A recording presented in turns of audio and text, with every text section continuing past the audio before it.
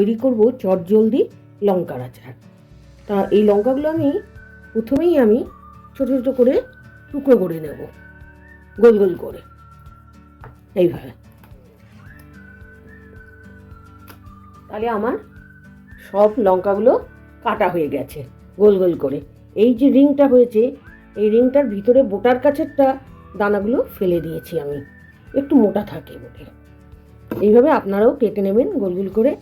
আর মৌরি 2 চামচ, 1 চামচ কালো জিরে, 1 চামচ মেথি, 1 চামচ জিরে। এটা কি করব, আদা ভাঙা করে নেব, মানে একটু খিস থাকবে, পুরো মিহি করব না। কাঁচা মশলাটাই খিস রেখে বেটে নেব মিক্সিতে। এবার বাটিতে আচারে দেওয়ার জন্য পরিমাণ মতন তেল দিয়ে দিলাম গরম করতে, উষ্ণ গরম হবে। হলুদ, বিট লবণ, সাধারণ লবণ, লঙ্কার গুঁড়ো, আমচুর পাউডার, কাশ্মীরি লঙ্কার গুঁড়ো দিয়ে এই তেলে দিয়ে দেবো। গরম হয়ে গেছে তেল, উষ্ণ। আর এই হিংটাও তেলে দিয়ে দেবো।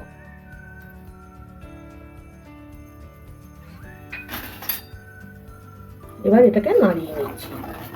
আর এই যে কাঁচা মশলাটা গুঁড়ো করে রেখেছিলাম, সেটাকেও এই গরম তেলে দিয়ে দিচ্ছি, উষ্ণ গরম তেলে।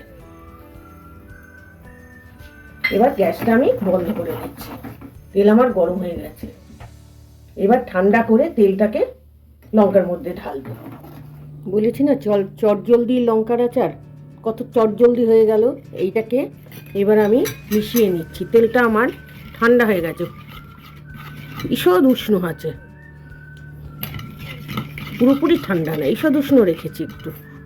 এবার এটাকে পুরোপুরি ঢেলে দিচ্ছি। আর এখানে 2 চামচ ভিনিগার দিয়ে দিয়েছি। এবার এটাকে পুরো মিশিয়ে নেব। আমার চটজলদি লঙ্কার আচার কমপ্লিট। আমি বললাম না যে আমার আচার করা শেষ লঙ্কার, তা নয়। আমি বলি যে পুরো ভিডিওটা ওই জন্য দেখতে, মাঝে টিপস থাকে, করতে করতে টিপস দিই। এবার আমি এই আচারটা কমপ্লিট হওয়ার পরে আমি 24 ঘন্টা পর রেখে দিয়েছিলাম এইভাবে ভিজিয়ে তেলের মধ্যে। এবার শুকনো একটা শিশিতে বা বয়েমে আপনারা ঢুকিয়ে রাখবেন, শিশিটা যেন শুকনো হয়। এইবার আমার আচার কমপ্লিট 24 ঘন্টা পরে। এবার ভরে নেওয়ার পালা। আপনারাও এইভাবে করবেন। কমেন্টসে জানাবেন কেমন লাগলো।